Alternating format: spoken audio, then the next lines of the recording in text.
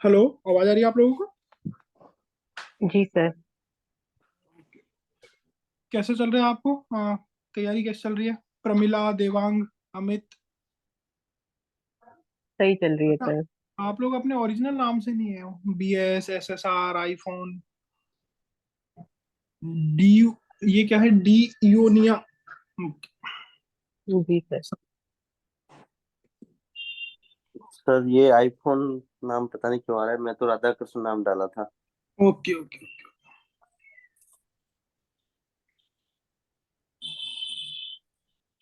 कैसा चल रहा है? तैयारी कैसे चल रही है आपकी पेपर 4 की? ठीक ठाक चल रही है सर। इलेक्शन अनाउंस हो चुके हैं। कब है राजस्थान में डेट्स? फर्स्ट और सेकंड फेज में सर।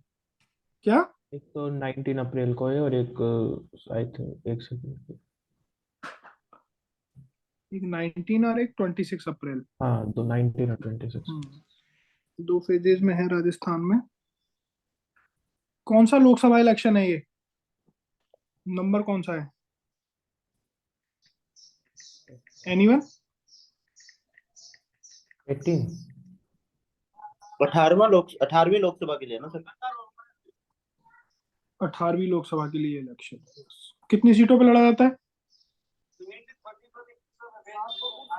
क्या सर? कितनी सीटों के लिए चुनाव होते हैं टोटल? ये होते हैं 500। यार, 545। 538। 538 पे। कोई और? प्रमिला बताओ, कितनी सीटों के लिए चुनाव है? कितनी सीटों के लिए वोटिंग हो रही है टोटल? 543। यार, इतनी देर में तो आप गूगल कर लेते, मोबाइल है आप सभी के पास। 543 है ना? लोकसभा लोकसभा की जो स्ट्रेंथ है उसके हिसाब से होते हैं। अच्छा, कोई डाउट्स? हम उससे पहले अगला अपना सेशन शुरू करें। मैंने JNK वाला हटा के बताया था। कितने बताए थे आपने? 538। 530? 38। नहीं तो लोकसभा में अभी JNK को क्यों हटा दिया आपने? वहां से सीटें अभी भी होंगी।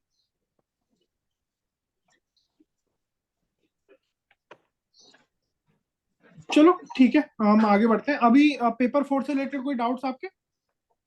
एनीवन? शुरू करें उससे पहले।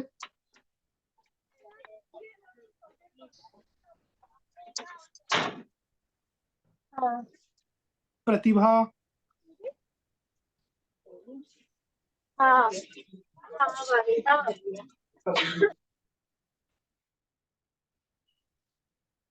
सभी लोग म्यूट रखें एक बार। प्रदीप, प्रतिभा, SSR म्यूट कर लीजिए।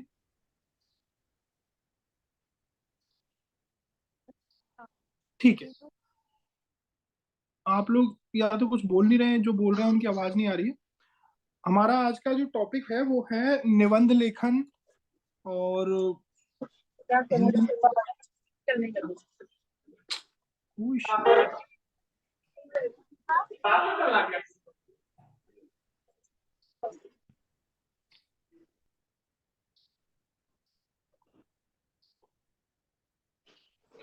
आपको आवाज आ रही है ना मेरी? जी सर। Okay okay. ठीक है, देखो हमारा जो आज का टॉपिक है वो है वो अराउंड 50 मार्क्स को पेपर में कवर करता है। 20 मार्क्स हिंदी निबंध, 10 marks Hindi Pallavan, another English में पैराग्राफ राइटिंग, देन 10 मार्क्स की पैराग्राफ राइटिंग और 10 मार्क्स का एलेबोरेशन। ठीक है, इस हिसाब से ये चीज़ों को कवर करता है। और ये 50 मार्क्स बड़े इंपॉर्टेंट है। जनरली हम इतना ध्यान नहीं देते इस पे कि क्या है, किस तरह से है। और तैयारी नहीं करते के जाते हैं, डायरेक्टली ऐसे चले जाते हैं। तो इसी पे थोड़ा आज हम डिस्कस करेंगे। आप सभी लोग पेन पेपर लेके रेडी रहें एक बार। सर एक एक चीज पूछनी थी आपसे। बताएं।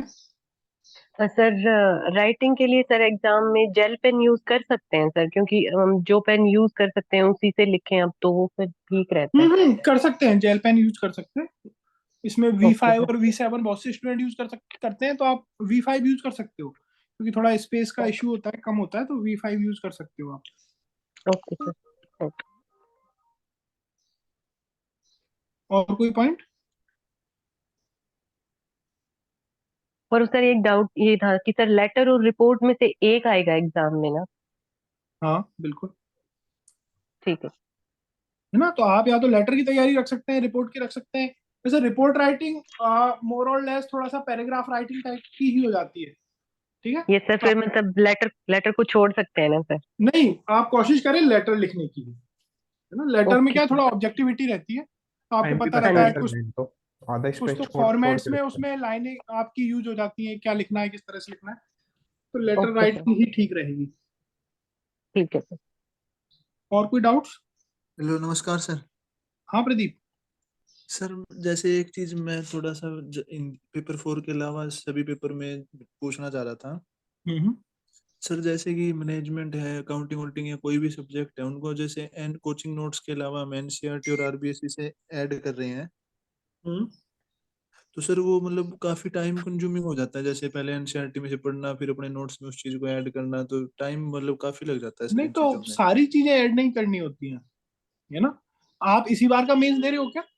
हाँ सर, इसी बार का दे रहा हाँ, हूँ। तो ऐसे मत करो, जैसे आपने कोचिंग नोट्स से पहले पढ़ाई कोचिंग नोट्स से की हुई है, ठीक है। अब हाँ। एनसीईआरटी आप पढ़ लो, तो एक तो एनसीईआरटी पढ़ते समय ऐसा नहीं कि वर्ड टू वर्ड पढ़ना है आपको, है ना। बिल्कुल ऐसा अच्छा। नहीं कि हम लेके सारी चीजें एक एक करके पढ़ रहे हैं, ऐसा नहीं। आपने उस चैप्टर को एनसीईआरटी में खोला, थोड़ा सा ओवरव्यू आप देखो कि किस तरह से है चीजें।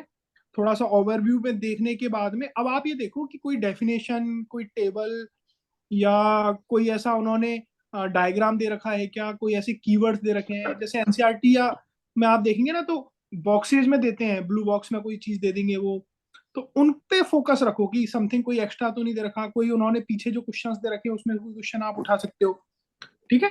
इस तरह नहीं की सर, चीजों जैसे का आप जैसे टॉपिक है वित्त के स्तोत्र हैं, अल्पकालीन दीर्घकालीन हो गए, उसके ठीक है। अलावा फिर ये अभिप्रेरणा के सिद्धांत, तो एनसीईआरटी में तो काफी एलोबरेट करके दे रखा है इन चीजों को, और कोचिंग नोट्स में बहुत कंसाइज लिख रखा है। हाँ, तो आप इलेबोरेशन ज्यादा लिख भी नहीं पाओगे ना। अब जैसे आप ये बात कर रहे हो किसमें, मैनेजमेंट में ना। मैनेजमेंट में। हाँ, तो मैनेजमेंट में देखो 5 मार्कर्स का मैक्सिमम क्वेश्चन आता है, दैट मीन्स 50 वर्ड्स, ठीक है। हाँ हाँ। तो बहुत बड़ा एलाबोरेट करके दे रखा है, तो उतना तो लिख भी नहीं पाओगे आप। सपोज कोई कीवर्ड पे आपको नॉलेज चाहिए, तो इतना रखो कि आप उसके बारे में ज्यादा से ज्यादा 10-20 शब्द जानते हो, मतलब 2-3 लाइनों में आपको पता हो, तो यदि वो 50 वर्ड्स में आ गया तो आप लिख पाओ, दैट्स ऑल। जैसे सर कोई डेफिनेशन आ गई, तो एक तो एनसीईआरटी में जैसे कि जाति वगैरह की डेफिनेशन, जो आरबीएससी में बदल गई, हाँ जैसे ये पिटाई बिल्कुल, बाय पेज देखो के हाँ, अनुसार, ये जो फिर स्तर के डेफिनेशन है अनुसार। ये आप एनसीईआरटी से ही कवर करो, ठीक है। इनको आप अपनी कोचिंग नोट्स में, यदि आपको लगता है कि कोचिंग नोट्स में और एनसीईआरटी में डिफरेंट डिफरेंट है, तो you should prefer NCERT in that. ठीक ओके। है सर। ठीक है। Okay sir. और कोई डाउट? Okay sir. ठीक है, चलो अब हम पेपर 4 की तरफ शुरू करते हैं, व्हाट वी आर सेइंग। अच्छा, आप में से ऐसे कौन है जिसको आइडिया नहीं है कि हाउ टू राइट निबंध और पैराग्राफ?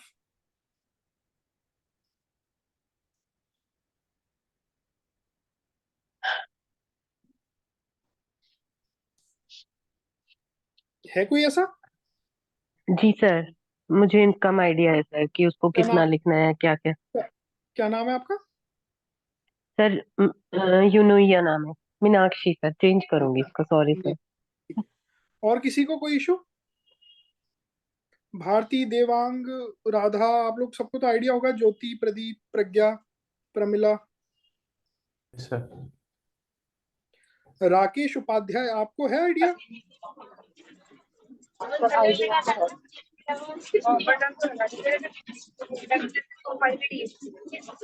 ठीक है, चलो जिनको आइडिया है वो ठीक है, जिनको नहीं है वो हम प्रैक्टिस के लिए कुछ क्वेश्चंस लिखेंगे। आप सब लोग पेन पेपर लेकर रेडी रहें। उससे पहले हम 2-3 चीजें जो आप सभी को पता है, पेपर 4 में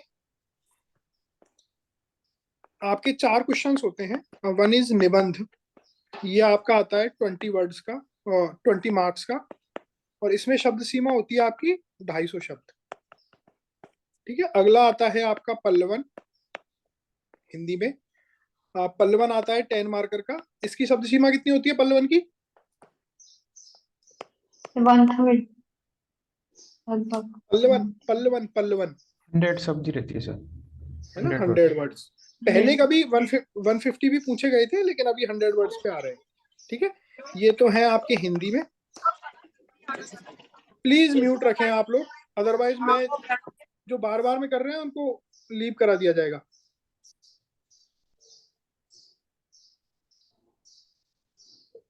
प्रतिभा, आप म्यूट क्यों नहीं कर रहे हैं अपने आप को? ठीक है, इसी तरह से इंग्लिश में हम देखते हैं। तो इंग्लिश में वन इज एलेबोरेशन, 10 मार्कर्स का। कितने शब्द होते हैं इसमें? And one is paragraph writing.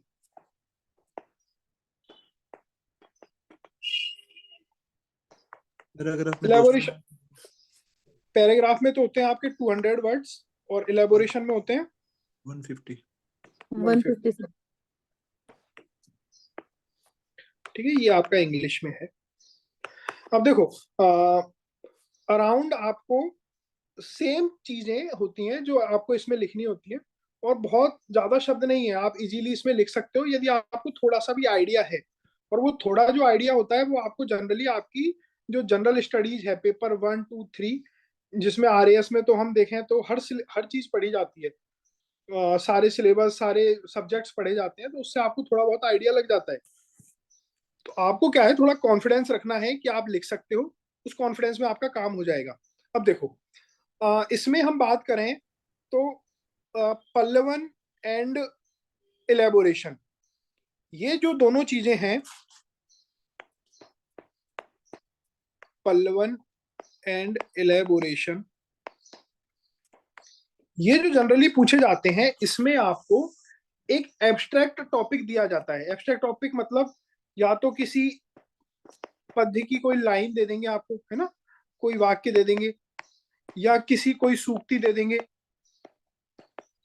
ठीक है, दैट मीन्स इस तरह की कोई एक जनरल सी टॉपिक दी जाती है, जनरल लाइन दी जाती है, जिसे हम कह सकते हैं एब्स्ट्रैक्ट टॉपिक होता है। और ये एब्स्ट्रैक्ट टॉपिक बेसिकली साइकोलॉजी से रिलेटेड होते हैं।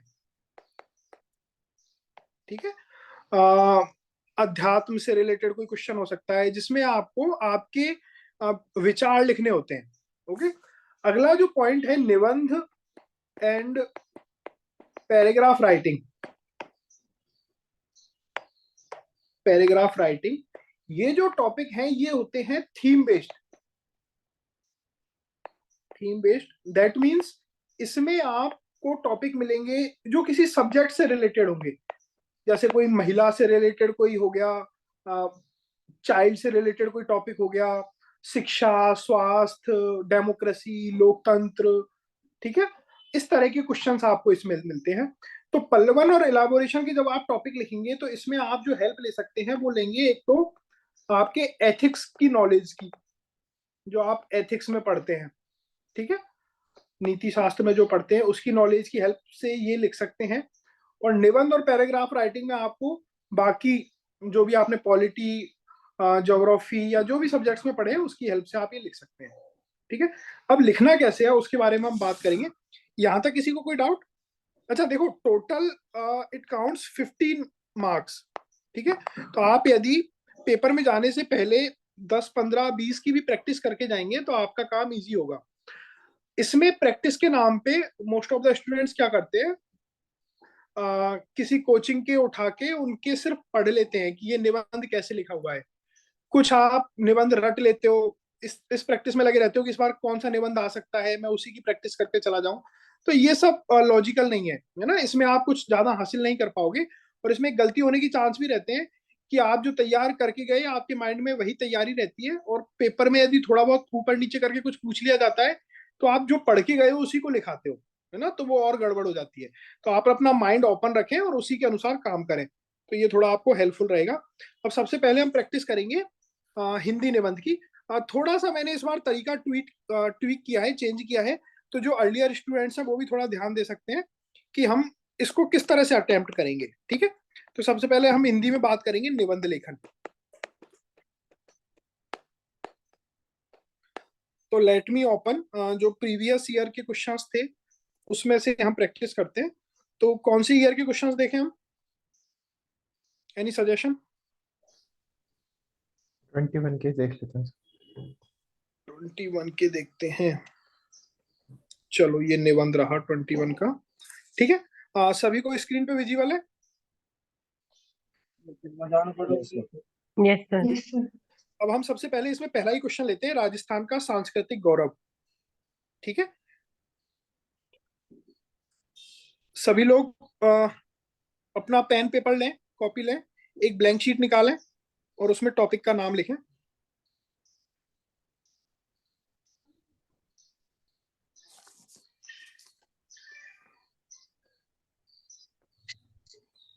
क्वेश्चन है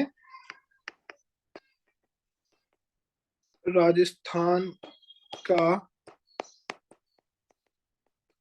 सांस्कृतिक गौरव।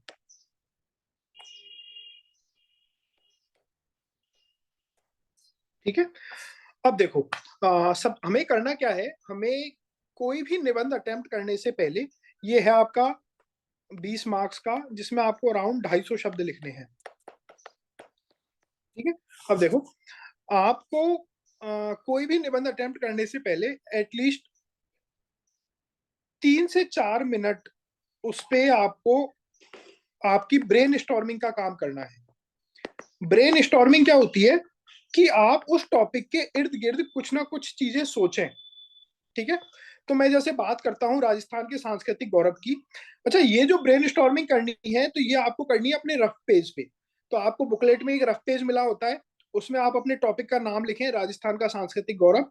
अब ब्रेन स्टॉर्मिंग करें। ब्रेन स्टॉर्मिंग करते समय कहीं भी उस पेज पे नॉर्मली कुछ भी जो आपको याद आ रहा है, एनीथिंग XYZ, आप उसमें लिख सकते हैं। तो आप सभी मुझे एक एक, दो दो, तीन तीन, चार चार पॉइंट ब्रेन स्टॉर्मिंग करके बताएं कि राजस्थान के सांस्कृतिक गौरव में क्या हो सकती है। उससे पहले आपको मैं टाइम देता हूं 30 सेकेंड्स का। आप खुद सोचें कि राजस्थान के सांस्कृतिक गौरव से आपको क्या समझ में आ रहा है, क्या क्या पॉइंट्स, कीवर्ड्स आप सोच सकते हैं उसके इर्द गिर्द। Your time starts now. सभी लोग ये एक्सरसाइज करेंगे।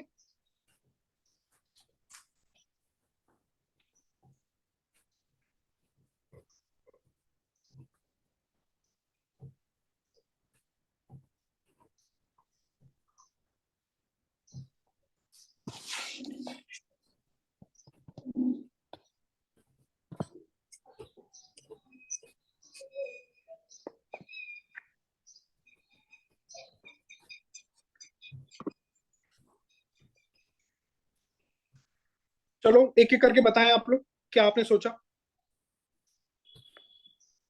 सर एक तो जो त्योहार और उत्सव हैं राजस्थान के, त्योहार एवं उत्सव। और सोचो। मैंने मेले और सर जो त्योहार तो फर्स्ट करा, शूरवीरता, किले महल, किले और महल, और लोक कला गीत, लोक कला गीत। बताएं, और सभी लोग पार्टिसिपेट करें।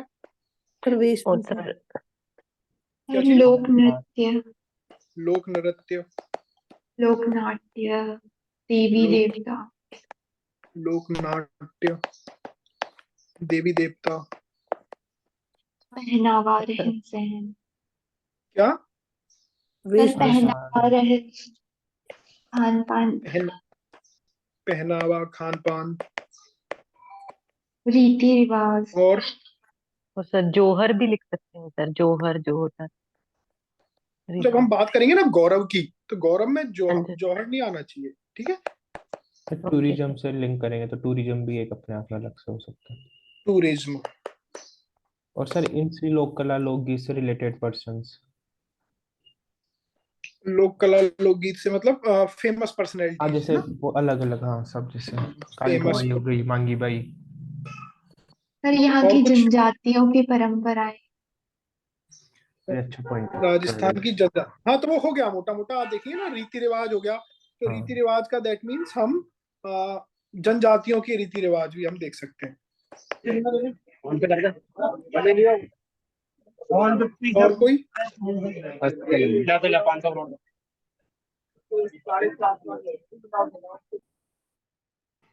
हाँ देखो, अब आप सभी ने जो पॉइंट ध्यान देना है ना वो है सांस्कृतिक गौरव। सांस्कृतिक गौरव में आप मेन जो पॉइंट छोड़ गए ना वो है संस्कृति। तो संस्कृति में सबसे पहले आपको ये बोलना चाहिए था कि यूनेस्को वर्ल्ड हेरिटेज है क्या हमारे राजस्थान में कुछ इससे रिलेटेड? हाँ सर, क्या है? किले हैं सर, फोर्ट्स है, और एक नेशनल पार्क, और क्या केवड़ा है? देव राष्ट्रीय उद्यान। एक तो किले हैं, और क्या चीज है यूनेस्को वर्ल्ड हेरिटेज केवड़ा साइट से? देव राष्ट्रीय उद्यान सर। सर 6 वन- किले और केवला देव, केवला देव क्या चीज है? कालबेलिया नर्सरी है सर। और क्या है? जयपुर, जयपुर का अच्छा, परकोटा। जिन जिन लोगों के पीछे बैकग्राउंड में डिस्टरबेंस है वो अनम्यूट ना करें अपने आप को, ठीक है? विश्वराज थोड़ा ध्यान दें आप, है ना, डिस्टरबेंस होता है क्लास में। किले केवला देव आप बता रहे हैं, और क्या है? एक यूनेस्को ने अभी सिटी जयपुर को, हाँ, जो एंशियंट जयपुर है, जयपुर परकोटे को एक इसमें इंक्लूड किया है। और कुछ? ठीक है, इस पे आप थोड़ा ध्यान दें। अब देखो अपने को क्या करना है, दोबारा पहला काम जो करना था वो था हम ब्रेनस्टॉर्मिंग करेंगे, और इस तरह से ब्रेनस्टॉर्मिंग करके आप कुछ कुछ पॉइंट्स आप लिख लें कि ये ब्रेनस्टॉर्मिंग हो सकती है, जो आपके कीवर्ड्स हो गए। अब हमको क्या करना है, अब हमको क्वेश्चन देखना है कि क्या था राजस्थान का सांस्कृतिक गौरव। अब देखो आउट ऑफ 250 वर्ड्स, 250 शब्दों में से 15 से 20% शब्द तो आपके होने चाहिए इंट्रोडक्शन के, 15 से 20% शब्द आपके होने चाहिए कंक्लूजन के,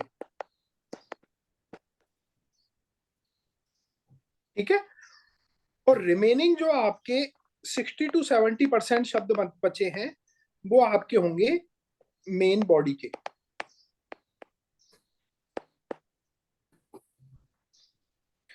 मेन बॉडी के जो इस तरह से आप बनाएंगे, उसमें आप अपने निबंध को या जो भी है इसको कोशिश ये नहीं करेंगे कि जो भी आपने ब्रेनस्टॉर्मिंग की वो सारी की सारी चीजें लिखनी है, ऐसा नहीं। आपने जो ब्रेनस्टॉर्मिंग की उसमें से 3 या 4 डायमेंशंस या 3 या 4 आयाम ही उठाएंगे और सिर्फ उन्हीं के ऊपर बात करेंगे। तो मैं मेन बॉडी में सपोज 5 डायमेंशन ले लेता हूं या 4 ले लेता हूं। तो डायमेंशन 1, D1, D2, D3 और D4, ठीक है? तो इस तरह की 4 डायमेंशन ले लेता हूं। तो ये मोटा मोटा आपके 15% हर किसी में 15 से 18% के समथिंग की आपके शब्द सीमा हो जाएगी, और इस तरह से आपको लिखना है इसमें,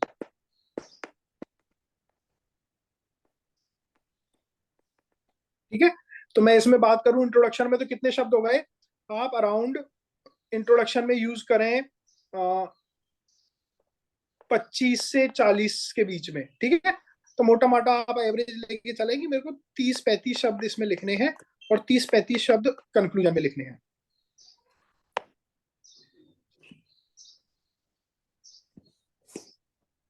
ओके, और रिमेनिंग में भी आप यही आपका रेशो बनता है अराउंड, तो बाकी में भी आप 35-35 शब्द लिख सकते हैं हर डायमेंशन में। यदि आप 4 डायमेंशन लिखते हैं तो 35 लिखिएगा, 3 डायमेंशन लिखते हैं तो 50 तक लिख सकते हैं, ठीक है? 50-60 तक भी लिख सकते हैं। यहां तक किसी को कोई डाउट? No sir. एनीवन? ठीक है। अच्छा, ये जो चीजें हम कर रहे हैं ना, ये सिर्फ आपके माइंड के लिए है, आपके माइंड में एक प्रारूप बना रही हैं। ऐसा हमको पेपर में कहीं भी शो नहीं होने देना है कि ये मेरा इंट्रोडक्शन है, ये मेरा कंक्लूजन है, ये इतने शब्द हैं। ये सिर्फ आपके अंदर की चीजें हैं। ऐसा करने से क्या होता है, आपका माइंड प्रिपेयर रहता है कि आपको करना क्या है, तो थोड़ा सा एक डायरेक्शन की तरफ आप मूव करते हैं। अदरवाइज ऐसे हौच पौच काम करने की कोशिश नहीं करेंगे, ठीक है? अब देखो ये हमारे माइंड में आ गया कि इतना इतना मैं करूंगा। अब आपको क्या करना है, आपको अपना टॉपिक लेना है। आपने टॉपिक लेते ही सबसे पहले उसकी ब्रेनस्टॉर्मिंग की। ब्रेनस्टॉर्मिंग में आपको एग्जाम में 1 या 2 मिनट से ज्यादा नहीं लगेगा, ठीक है? जितना भी 1 या 1.5 मिनट में जो जो भी आपके माइंड में आए आपने रफ में उसको लिख लिया। लिखने के बाद में आपने सोचना है कि मेरे को कितनी डायमेंशंस इसमें बनानी है। तो आपको इसमें मोटा मोटा 4 डायमेंशन बनानी है निबंध लेखन में, ठीक है? तो आप क्या करो, इस टॉपिक को लो और 4 क्वेश्चंस क्रिएट करो। सभी लोग ध्यान से सुनेंगे। हमको क्या करना है इसमें अब, एक सेकेंड, टॉपिक का नाम है राजस्थान का सांस्कृतिक गौरव। मेरे को इसमें 4 प्रश्न तैयार करने हैं, ठीक है। प्रश्न आप तैयार करते समय उनकी हायरार्की रखें कि सबसे पहले प्राइमरी क्वेश्चन हो, फिर बढ़ते हुए अंदाज में हो, ठीक है। मतलब थोड़ा सा ऑर्डर पे ध्यान रखें। तो कोई बता पाएगा इस पे क्या क्या क्वेश्चंस तैयार हो सकते हैं जिसका हम यदि आंसर लिखें तो हमारा निबंध लिखा जाए, ठीक है। एनीवन, कोई पहला क्वेश्चन जो बेसिक क्वेश्चन हो। सर जैसे संस्कृति और राजस्थान सभ्यता के के संबंध सांस्कृतिक से शुरू कर सकते हैं। देखो सांस्कृतिक गौरव की विशेषताओं से शुरू कर सकते हैं सर। सुनो सुनो सुनो, सर मैं आपसे क्या बोल रहा हूं, पहले तो हम इंट्रोडक्शन और कंक्लूजन, इसको आप इन्वॉल्व मत करो इसमें। कहां से शुरू कर सकते हैं? इंट्रोडक्शन अलग चीज है, कंक्लूजन अलग चीज है। उसके बीच में जो बॉडी आएगी मैं उसकी बात कर रहा हूं। इस बॉडी में मैं 4 क्वेश्चनों के उत्तर लिखना चाहता हूं, 4 प्रश्न के उत्तर लिखना चाहता हूं। तो वो 4 प्रश्न कौन कौन से हो सकते हैं? तो आप मुझे ये मत बताओ कि कहां से शुरुआत कर सकते हैं, वो सर हम कोई इंट्रोडक्शन में लिख लेंगे शुरुआत। आप तो मुझे बेसिक क्वेश्चंस बताओ कि सर ये बेसिक ये क्वेश्चन है, इस तरह के क्वेश्चन होते हैं। हम 5 6 7 क्वेश्चन सोच सकते हैं, बाद में उनमें से 4 डिसाइड कर लेंगे, ठीक है। तो आप मुझे प्रश्न बताओ कि क्या क्या हो सकते हैं।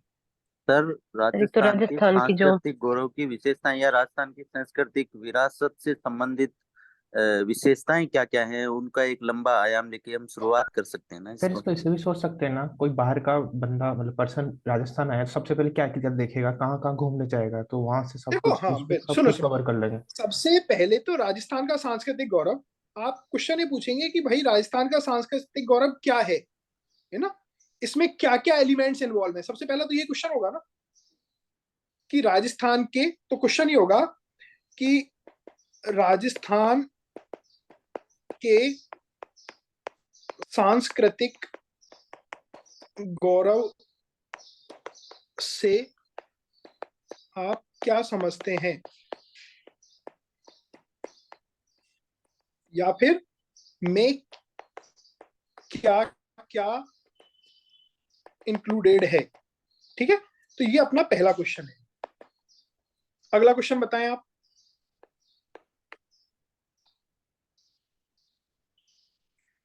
फिर आपने जैसे बताया कि राजस्थान के सांस्कृतिक गौरव की विशेषताएं, राजस्थान के सांस्कृतिक गौरव की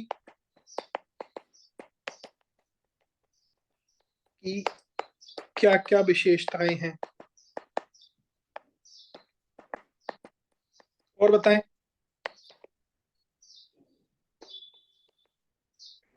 फिर सर थोड़ा इसको, आधुनिक युग में उसका आधुनिक युग मतलब आधुनिक काल में उसका क्या रेलिवेंस है सर, वो बताएंगे। बिल्कुल है ना, एक बहुत अच्छा क्वेश्चन हो सकता है ये। आधुनिक युग में या वर्तमान समय में राजस्थान के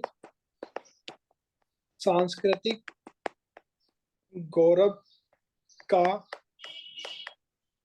क्या महत्व। योगदान महत्व, या वर्तमान समय का राजस्थान के सांस्कृतिक गौरव पे क्या प्रभाव है, ठीक है। तो इसमें दोनों चीज आ गई, महत्व भी आ गया और प्रभाव, उस पर क्या प्रभाव है। और कोई question? Very good question. Anyone else? सोचिए आप, इस तरह से थोड़े डिफरेंट करने की कोशिश कीजिए अपने क्वेश्चंस को, आपका निबंध अपने आप में बहुत अच्छा बन जाएगा। और बताएं।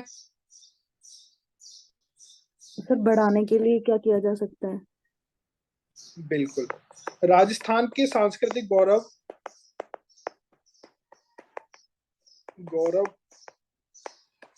को भारत या फिर विश्व स्तर पर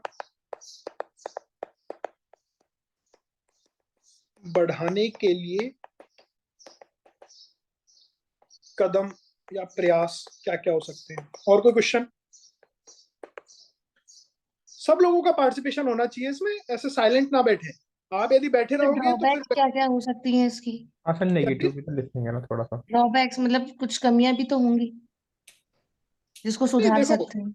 सुनो सुनो, जब क्वेश्चन ऐसा होता है जो डायरेक्ट होता है, जिसमें आप प्लस माइनस नहीं ले सकते ना, तो उसमें अननेसेसरी नेगेटिव पॉइंट नहीं लिखने चाहिए। जैसे हम राजस्थान के निवासी हैं, आरएएस का पेपर दे रहे हैं और उसमें क्वेश्चन आया राजस्थान का सांस्कृतिक गौरव, ठीक है, तो आई डोंट थिंक कि आप ऐसा कोई नेगेटिव पॉइंट लिख पाएंगे जो आपके डायमेंशन को कवर करे और आप बिल्कुल न्यूट्रल भी रह पाए। बताओ क्या लिख पाओगे ऐसे नेगेटिव पॉइंट में? सर जैसे गवर्नमेंट सही कदम नहीं उठा रही है, टूरिज्म को जितना बढ़ावा देना चाहिए उस हिसाब से लिख सकते हाँ, हैं। उसमें ये कर सकते हैं ना, राजस्थान की वो अलग चीज है। हम एक सिर्फ सर जो उसको हम इसमें ले लेंगे, राजस्थान के सांस्कृतिक गौरव को भारत और विश्व स्तर पर बढ़ाने के लिए क्या कदम प्रयास है, तो उसको अच्छा शुरुआत अच्छा। यही कर सकते हैं कि जो सर कदम इसके ऑलरेडी उठाए। सर इसके संरक्षण के लिए भी हम क्या कर सकते हैं, वो भी इसमें ऐड कर सकते हैं। बिल्कुल है ना, अगला देखो क्वेश्चन हो सकता है हम्म कि इसके संरक्षण के लिए क्या कदम उठाए जा सकते हैं। तो बेसिकली ये क्वेश्चन इसी से मिला मिला जुला हो गया कि इसको संरक्षण देना या इसको बढ़ाना, इसके लिए क्या कदम हो सकते हैं।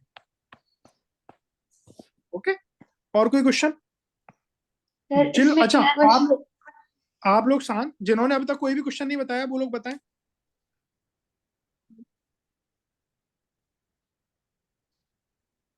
अरे ये गलत बात है, आप लोग पार्टिसिपेट ही नहीं कर रहे हैं।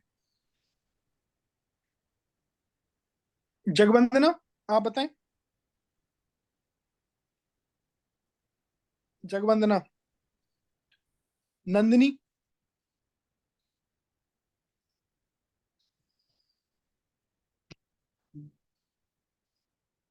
निखत, एसएसआर। वैसे अनम्यूट रहता है आपका, लेकिन अब म्यूट है बिल्कुल।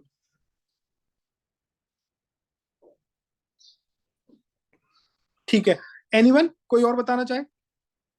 सर इसके सर अंदर हम राजस्थान के लिए ये इसके लाभ। राजस्थान के लिए इसके लाभ, सांस्कृतिक गौरव, पर्यटन, आर्थिक, हाँ सांस्कृतिक। बिल्कुल है ना। तो राजस्थान सर के सांस्कृतिक, सर प्राकृतिक संसाधनों को लोग जो संरक्षण के लिए जो जैसे झीलों वगैरह के लिए जो योजनाएं चलाई जा रही हैं, झील सफाई ठीक है, के लिए, उनको इंक्लूड कर सकते हैं। तो एक ये हो सकता है कि राजस्थान सरकार के द्वारा या फिर कोई और प्राइवेट ऑर्गेनाइजेशंस के द्वारा या फिर कोई और जो आपकी सिविल सोसाइटी है ना, कोई सामाजिक स्तर पर लोगों के द्वारा अच्छा, कुछ काम इसको किया जाए। संरक्षण देने के लिए कुछ चलाया जा रहा है, उससे रिलेटेड कोई भी स्कीम्स, कोई भी प्रयास, कोई कदम, है ना, कोई ऑर्गेनाइजेशन बनी है क्या, इस तरह के क्वेश्चन हो सकते हैं। ठीक है, सर इसके अलावा एक किसी को क्वेश्चन कोई, ये भी बोलो बोलो। सर इसमें जो हमारी हिस्ट्री है उसका क्या योगदान रहा है सांस्कृतिक गौरव के अंदर, इतिहास का ऐतिहासिक योगदान। हाँ वो हो सकता है, उसको हम यहीं पे लिख लेंगे, राजस्थान के सांस्कृतिक गौरव से आप क्या समझते हैं, है ना। तो बेसिकली वे ये वहीं से जनरेट होता है अपना। ठीक है, या विशेषताओं में आप लिख सकते हो, उसको वहां लिख सकते हो। ठीक है, और कोई किसी के माइंड में कोई पॉइंट आ रहा नहीं है? ठीक है, अब देखो हमको क्या करना है, हमको इसमें से कोई भी 4 क्वेश्चन सेलेक्ट करने हैं। तो व्हाट आई कैन डू, सबसे पहला क्वेश्चन मैं ले लेता हूं कि राजस्थान के सांस्कृतिक गौरव से आप क्या समझते हैं और इसकी क्या विशेषताएं हैं। क्वेश्चन नंबर 1, ठीक है, क्या क्वेश्चन है, राजस्थान के सांस्कृतिक गौरव से आप क्या समझते हैं और इसकी क्या विशेषताएं हैं।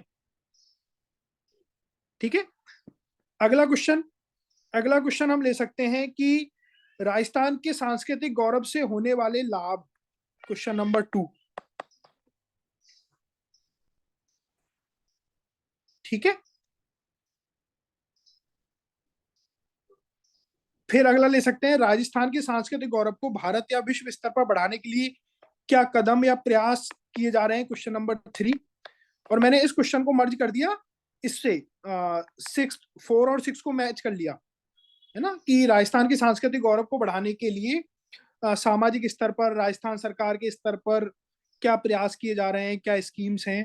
ठीक है, और लास्ट क्वेश्चन मैं ले लूंगा कि आधुनिक युग में और वर्तमान समय में राजस्थान के सांस्कृतिक गौरव का क्या महत्व है और क्या प्रभाव है। ओके, अच्छा अब देखो, ये जब मैं 4 क्वेश्चन अपने माइंड में सोच लिया, मैंने ऐसे लिख लिया कि इनके मेरे को आंसर करने हैं, और यहाँ पे मैं लिखते समय क्वेश्चंस बड़े छोटे कर सकता हूँ अपने हिसाब से। मेरे को लगता है कि आप क्या समझते हैं और इसकी क्या विशेषता है, इसको मैं लिख दूंगा। वैसे मेरे को सब 35 शब्दों में लिखने थे, मैं इसको अराउंड 50 शब्दों में लिख लेता हूँ। ठीक है, अगला क्वेश्चन था मेरा राजस्थान के सांस्कृतिक गौरव से होने वाले लाभ, इसको मैं 30 शब्दों में लिखूंगा, थोड़ा छोटा कर दूंगा। अगला क्वेश्चन है मेरा राजस्थान के गौरव को भारत विश्व स्तर पर बढ़ाने के लिए संरक्षण, इसको मैं कर देता हूं 50 शब्दों में।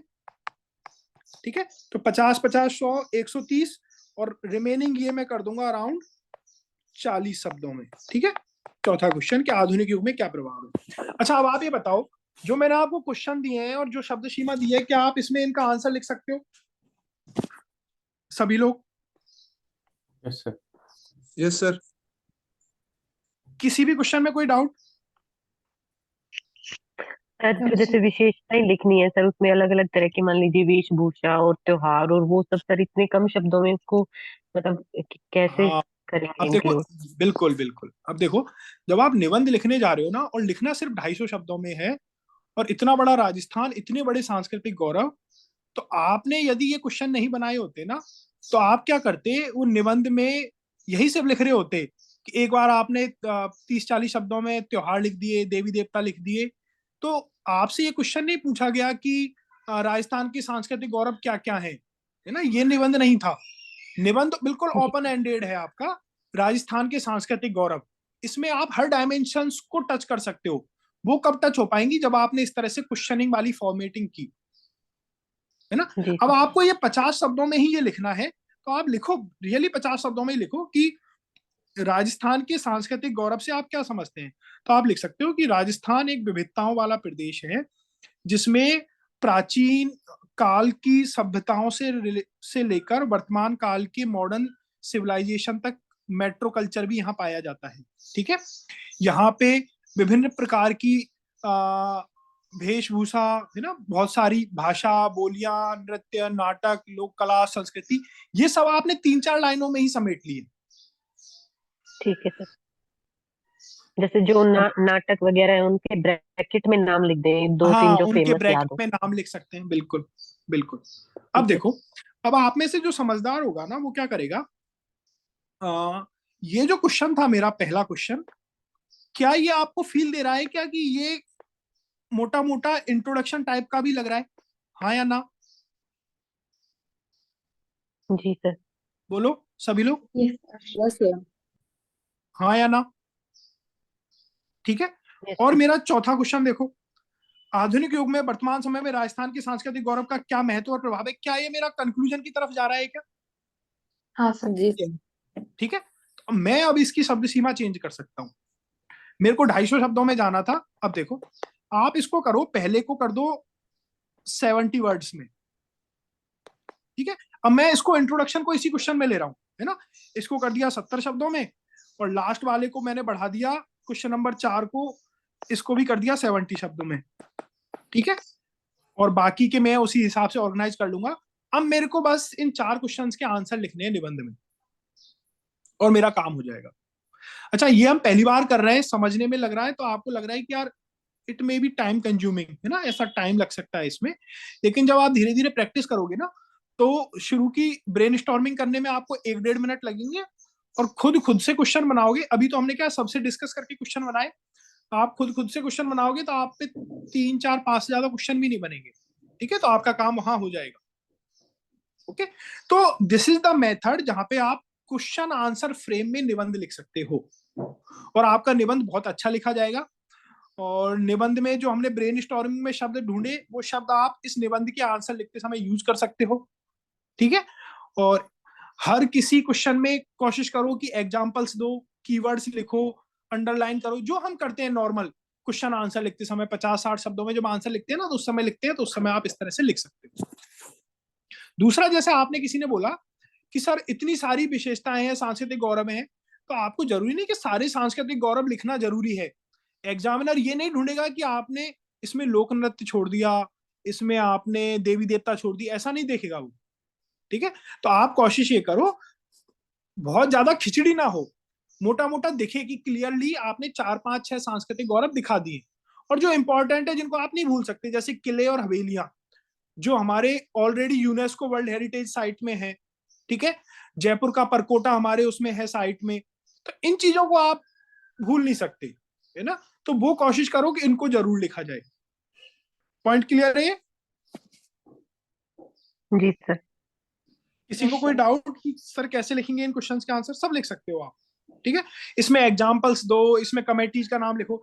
जैसे मैं बात करूं, राजस्थान के सामाजिक स्तर पर जो संरक्षण देने के लिए प्रयास है, उसमें कोई सामाजिक लेवल पे कोई ऐसा स्टेप याद आता है कि आपको कोई समाज ऐसा काम कर रहा हो, विश्नोई कोई समाज। एनजीओ ऐसा काम कर रही हो, कोई एग्जाम्पल? विश्नोई समाज। बिश्नोई समाज एक कर रहा है, बिल्कुल। गवर्नमेंट की कोई स्कीम? बहुत सारी, राजस्थान ग्रामीण पर्यटन योजना, फॉरेस्ट राजस्थान पॉलिसी, इको कलाकार टूरिज्म प्रोत्साहन योजना, policy, Rajasthan tourism policy, guest house scheme, और लोक कलाकार प्रोत्साहन योजना।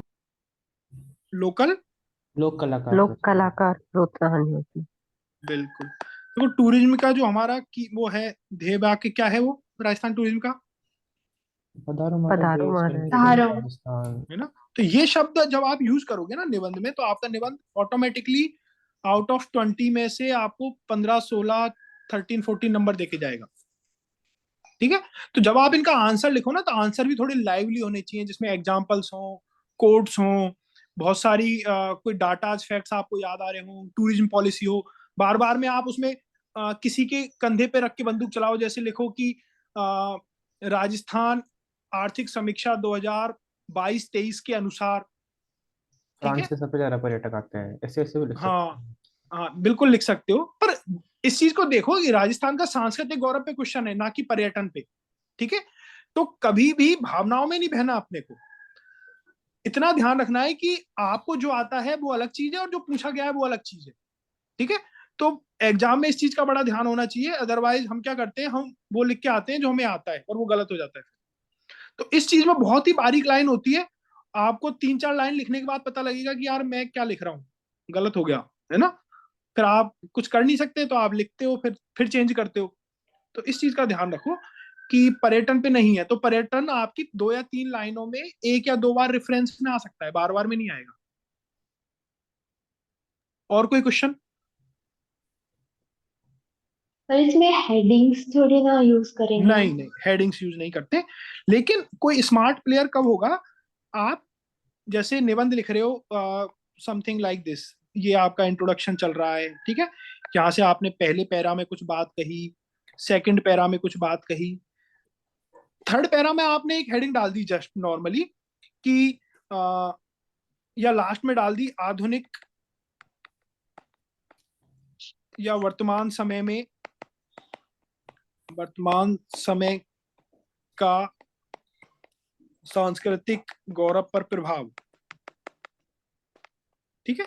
ये हेडिंग डाल दी बस एक, ठीक है। तो इतना चलता है, कभी कभी छोटी सी हेडिंग डाल के आप काम कर सकते हो, है ना।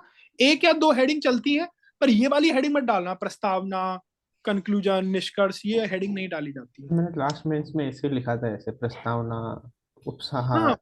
मेरे को नंबर कम आए, 6 ही नंबर दिए। हाँ हाँ, वो नहीं लिखी जाती है ना? आप यदि कभी आर्टिकल्स पढ़ोगे ना न्यूज़पेपर्स में या ऐसे, या आप कभी पढ़ते होंगे, तो जो इंटरेस्टिंग चीज बनाने के लिए जो राइटर होते हैं ना, वो किस तरह से लिखते हैं, आप नोटिस करना, वो ऐसे लिखते हैं 10 places to visit before you die, लिखते हैं ना, हाँ sir, 10 things to eat before you turn 30, YouTube के लिखी थंबनेल जाती है ना भी इस ऐसे तरह रहते हैं से, सर। है ना। तो ऐसे आप सोचो इससे क्या सीखने को मिलता है, ऐसे हम भी कर सकते हैं, हम कर सकते हैं कि जैसे मैं बात करूं कि जब हम राजस्थान, मैं निबंध में लिख रहा हूं इस तरह से कि जब हम राजस्थान के सांस्कृतिक गौरव के संरक्षण की बात करते हैं, तो यहाँ पर राजस्थान सरकार की 3 प्रमुख स्कीमों का जिक्र करना आवश्यक है। अब हो सकता है 5 6 हो, लेकिन जैसे ही आपने 3 वर्ड लिख दिया ना, तो पढ़ने वाले का अचानक से इंटरेस्ट आएगा कि ये 3 कौन सी हैं। तो अब आप कोई भी 2 3 लिख दो जो भी आपको याद आ रही है, ठीक है। पहले से सोच लो मैं इस तरह से लिखने वाला हूँ। क्या बोला, एक बार आप पॉइंट समझ दोबारा रहे हो मैं बोलना, क्या फिर बोल एक रहा हूँ? लाइन ये जो आपने बोली इंटरेस्टिंग लगी सर, क्या बोला आपने? मतलब जस्ट एग्जाम्पल है, ऐसा आप बहुत सारी चीजें बना सकते हो, है ना। आप लिख सकते हो कि शुरुआत मतलब इस तरह से आपको बनाना पड़ेगा। जैसे ही हम नंबरिंग कर देते हैं ना किसी चीज में, तो वो नंबरिंग एक इंटरेस्टिंग फैक्टर की तरह काम करती है, ठीक है। अच्छा, तो ये हमारा हो गया निबंध लेखन। अब निबंध लेखन में मैं एक चीज बताना चाहता हूं, उसको कहते हैं हुक। क्या होता है ये, कोई बताएगा?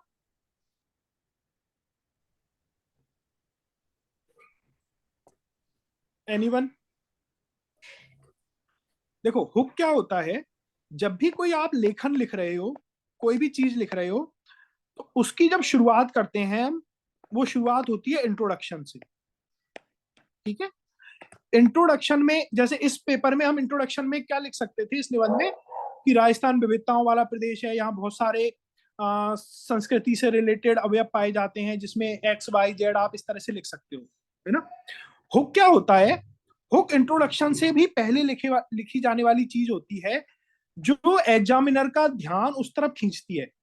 हुक बेसिकली ये टर्म आया है कांटे से, जो मछली को पकड़ने वाला कांटा होता है ना, उस तरह से एग्जामिनर के ध्यान को पकड़ने के लिए आप एक कांटा फेंक रहे हो, और वो शुरुआत की 1 या 2 लाइनें होती हैं, ठीक है। तो हुक हो सकता है आपके शुरुआत के 10, 15, 20 शब्द। ये हुक क्या चीज होती है? This is very interesting.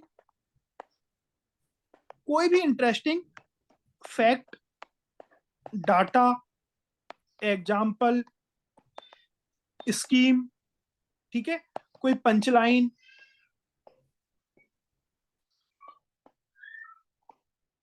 ठीक है, कोई भी इस तरह की चीज, या फिर आपको कोई उस पे गद्य या पद्य की लाइन याद है, कुछ इस तरह की चीजें याद है, तो वो भी आप लिख सकते हो। सर जैसे वो बच्चों ने धरती दोहरारी टाइप ऐसे लिखे थे, वो ये हुक है? बिल्कुल बिल्कुल बिल्कुल, शुरुआत कुछ कर सकते हो। अब देखो, जैसे मेरे को ये निबंध लिखना है, राजस्थान का सांस्कृतिक गौरव, तो मेरी हुक लाइन क्या हो सकती है? मैं शुरुआत यहीं से करूंगा, लाइक, पधारो म्हारे देश, ब्रैकेट, कोट अनकोट करते हुए, पधारो म्हारे देश, राजस्थान के सांस्कृतिक गौरव को बढ़ाने के लिए दशकों से चली आ रही एक सुदृढ़, सुदृढ़, क्या बोलेंगे हम इसको, सुदृढ़ वाक्य है, जिसने राजस्थान में न सिर्फ भारत के बल्कि विश्व के भी बहुत सारे टूरिस्टों को राजस्थान की तरफ आकर्षित किया है, ठीक है। तो देखो, ये क्या हो गया, पंचलाइन हो गई, जो धीरे धीरे, अब आप जो भी इंट्रोडक्शन लिख रहे हो वो उसके बाद शुरू करो, ठीक है। तो इस तरह की आप कोई भी चीज देख सकते हो एज ए हुक। हुक लिखना कंपलसरी नहीं है, आपको समझ में आ जाए तो लिखो, नहीं समझ में आए तो मत लिखो, लेकिन इररिलेवेंट हुक नहीं होना चाहिए। ऐसा नहीं कि आप पूछा कुछ और गया, आप कुछ और लिख रहे हो, ठीक है। तो आप में से कोई और कोई हुक बता सकता है कि इसमें क्या हो सकता है? एनीवन?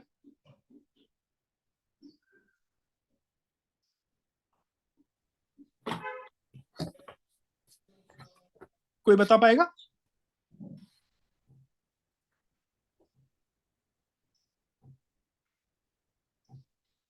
सब साइलेंट। देवांग, आप बताओ। सर रंगीला राजस्थान ऐसा कुछ लिख सकते हैं।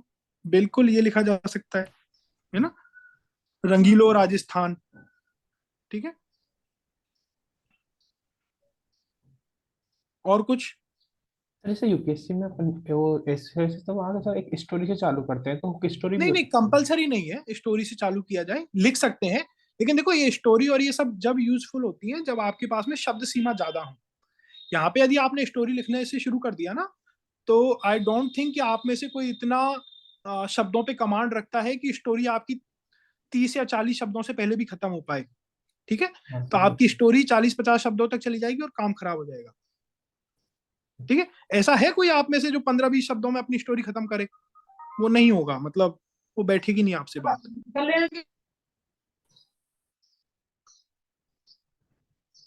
और कोई पॉइंट इसमें? जैसे एक हुक ये हो सकता है कि आ, हम जब राजस्थान में पूर्व से पश्चिम दिशा की तरफ ट्रेवल करते हैं, तो जैसे हम सुनते हैं ना पुराने टाइम में, तो हर 15 से 20 किलोमीटर या हर 25 से 30 किलोमीटर हाँ, में तो 8 पोस्ट पे राजस्थान भाषा में बदल है, 8 पोस्ट भाषा, पे। वेशभूषा, संस्कृति तुरंत चेंज होती चली जाती है। ठीक है, उसमें चेंजेस हमें दिखते हैं। तो ये भी एक हुक हो सकता है जो राजस्थान के सांस्कृतिक गौरव से रिलेटेड होगा। सर जो मैंने लास्ट 2018 की मुफ्ता मैम की कॉपी लिखी तो उन्होंने एक सॉन्ग की लाइन लिखी हुई थी, धरती दोहरारी ऐसा कुछ। तो बिल्कुल। उसमें पूरी कैरेक्टरिस्टिक्स आ रही थी राजस्थान की, तो उससे काफी डिफाइन हो रहा था। हाँ हाँ, देखो एनीथिंग XYZ कोई भी चीज, पर आप बात समझो, पधारो हमारे देश से एक ज्यादा सुदृढ़ लाइन है एज कम्पेयर टू धरती धौरारी, है ना। धरती धौरारी एक राजस्थान के सांस्कृतिक गौरव में बहुत लिमिटेड लाइन है ना। पर आप कोई भी ऐसी लाइन लिख सकते हो, पर बात समझना, ये लिखना कंपलसरी नहीं है, पर लिखो तो उस पॉइंट से, उस टॉपिक से रिलेटेड होनी चाहिए, अदरवाइज गड़बड़ मत कर लेना। ठीक है, आप कुछ और लिख दो, चीजें कुछ और हो जाए, ऐसा नहीं करना आपने। Anant, you want to add something?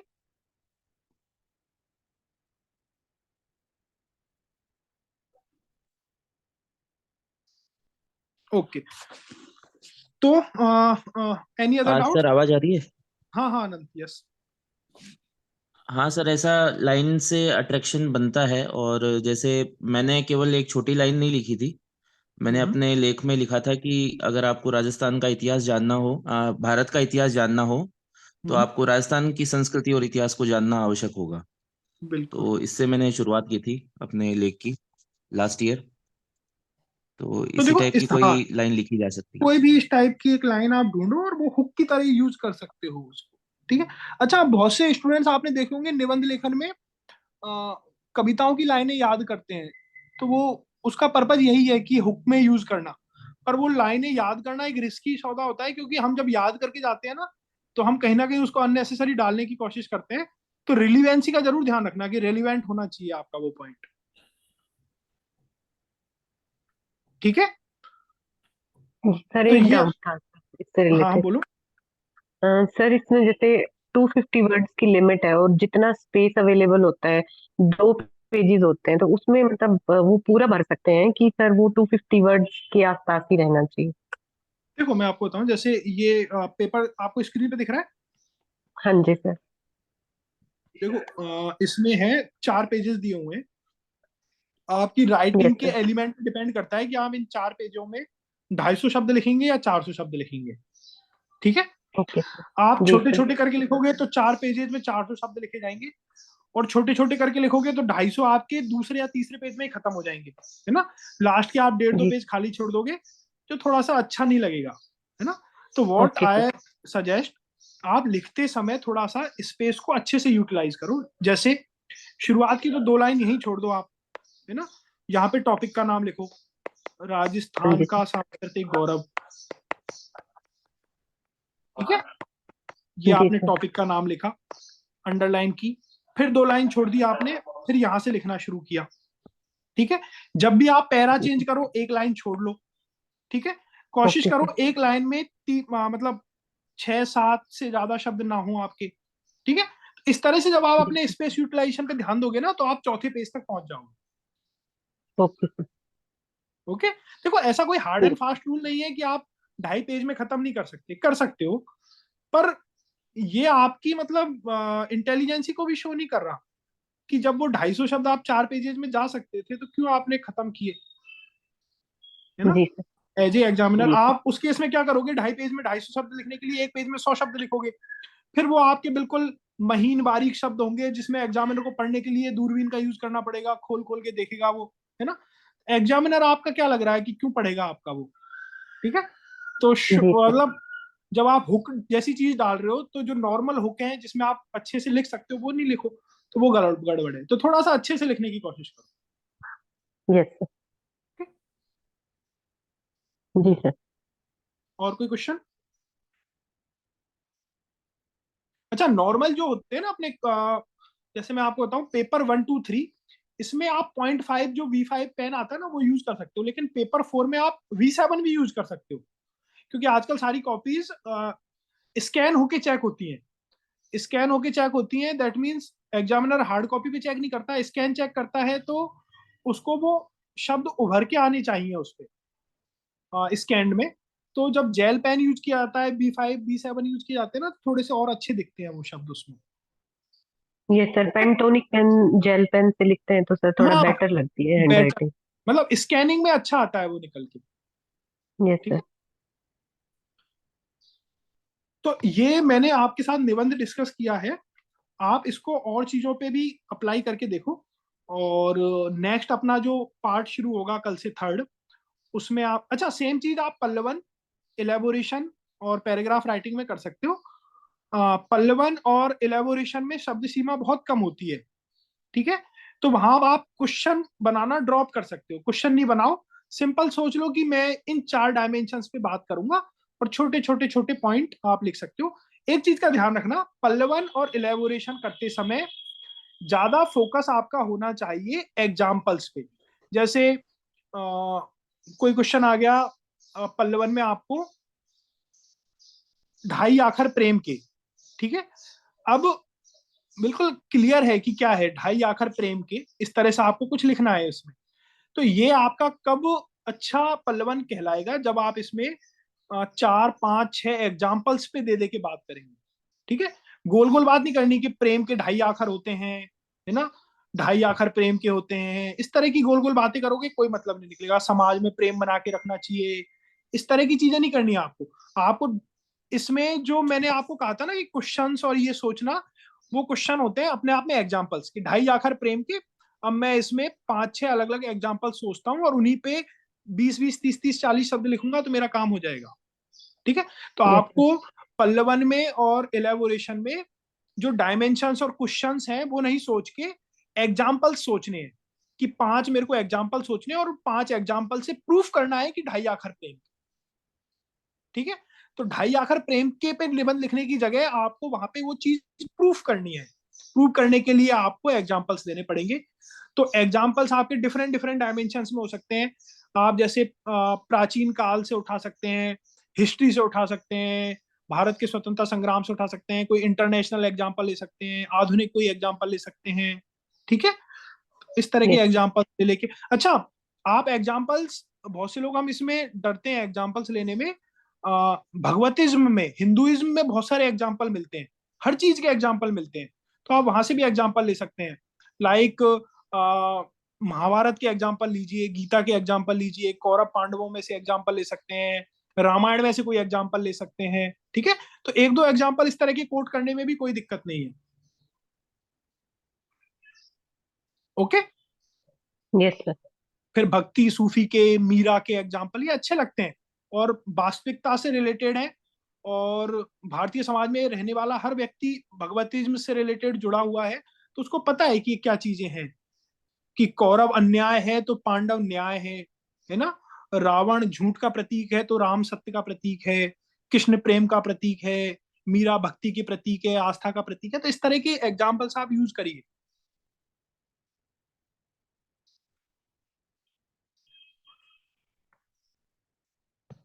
अच्छा, तो किसी को कोई डाउट्स, जो पहली टाइम जुड़े थे, प्रतिभा और मीनाक्षी, यस नहीं sir, Jagvandana, all Nikhat, doubt clear. कुछ पॉइंट क्लियर हुए आपके, यस सर। Yes sir. है ना। अच्छा, लेकिन पॉइंट ऐसे क्लियर नहीं होंगे कि आपने आप समझ लिया और सीधे एग्जाम में लिख के देखो, है ना। You need to practise. तो जो हमने डिस्कस किया है उसको प्रैक्टिस करके लिखो और शेयर विद अस, है ना, चीजें इस तरह से बढ़ाते रहो। सर मेरे को प्रत्यय के अंदर डाउट है कि सर प्रत्यय के अंदर ना जो मूल वर्ड होता है उसके अंदर किसी किसी के अंदर हलंत लगा हुआ है और किसी में नहीं लगा हुआ। एक ही सेम वर्ड के दो तरह से दिया हुआ है, सर हमें क्या फॉलो करना चाहिए, दोनों ही सही होंगे क्या? अब जिसमें हलंत है उसमें तो हलंत यूज करना पड़ेगा आपको। तो राघव प्रकाश आपका बेसिक सोर्स है, उसी से देखो। बहुत ज्यादा आइडिया तो मुझे भी नहीं है उससे रिलेटेड, बट बुक क्या कह रही है आपकी उसमें। सर जैसे कि सेम वर्ड है और दोनों के अंदर जैसे लेखक है और एक और वर्ड इसी से रिलेटेड एक है, काम लिख किया धातु। प्रतिभा, हाँ जिसमें सर। ऐसा पर्टिकुलर डाउट हो ना उसको आप अपने ग्रुप पे डिस्कशन में डाला करो, है ना, कि इसका ठीक क्या है सर। आंसर ठीक होगा। ओके, हाँ ओके सर। और सर एक और चीज, ये जो हम्म। प्रत्यय है इसके अंदर हमें सारा ये याद करना है या फिर टू एग्जाम्पल्स को अच्छे से याद करना है, क्योंकि बहुत सारा है तो कैसे नहीं नहीं, क्या आप करना। हाँ दो दो तीन तीन एग्जाम्पल से याद करके छोड़ सकते हो, ठीक है। बट उस इशू जब आ जाएगा, जब आपसे पूछ लिया जाए कि इसमें से प्रत्यय पृथक करो, तो आपको एटलीस्ट पता होना चाहिए कि इसमें क्या प्रत्यय है। ये डिपेंड करेगा आपकी संधि वाला चैप्टर कैसा है। संधि आपने अच्छे से प्रिपेयर की होगी तो हो जाएगा आपसे। ओके। ठीक है। हेलो सर, हाँ देवांग। थोड़ा सा शब्द युग्म का बता दो ना सर, लर्न नहीं हो रहा है मुझे, बाकी तो हो पा रहे हैं पर शब्द युग्म में बहुत दिक्कत आ रही है सर। तो उसका एक ही सॉल्यूशन है, सही बोल प्रैक्टिस। रिवीजन। हाँ, और कुछ है ही नहीं। मतलब क्या सुनना चाहते हो? वो कुछ भी नहीं हो सकता है ना।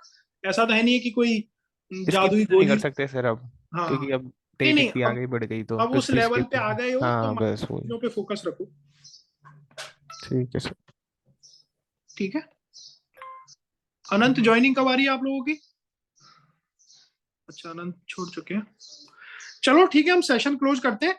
एक सेशन हम कल रखेंगे ज्योग्राफी का, ठीक है। तो आप लोग जो ज्योग्राफी में हैं, तो हम देखेंगे बेसिक बेसिक क्या चीजें हैं उसमें, और उसमें आगे बढ़ेंगे। ओके। ओके। जी sir, okay okay, bye. Thank you sir.